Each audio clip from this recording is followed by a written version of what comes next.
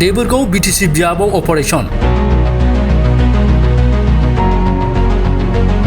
गोरिब निखावरि आरो रायजोफोरनि जेंनाखौ सुस्रांनो इउपिपिएलनि लाइमोन दैदेनगिरि अशोक गयारिनि अपारेशन जेराव रायजोफोरनि जेंना बेवहायनो अशोक गयारिनि लगालग एक्शन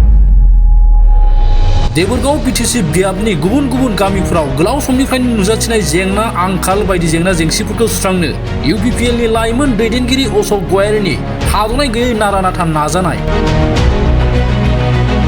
माब्लाबा रांखरनि आंखालजों भुगिनाय फरायसाफोरखौ मदद होनाय माब्लाबा निखावरि आरो बेरामजों भुगिनाय सुबुंफोरखौ मदद खालामनाय माब्लाबा रायजोफोरनि लामा दालां बायदि गुबुन गुबुन जेंनाफोरखौ गावनिफ्रायनो सुस्रांनो नाजानाय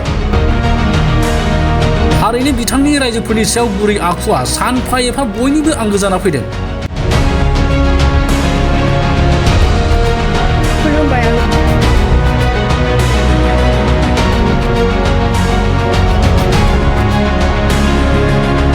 बिथांनि खामानि मावनायनि बेलायाव इउपिपिएलनि गुबै आदर्शखौ नागिरना मोनो जेराव गयारि बिथाङा रायजोफोरनि जौगानाय गोजोन आरो खौसेथिखौ नोजोर बोना खामानि मावलांबाय थानायखौ नुनो मोनदों।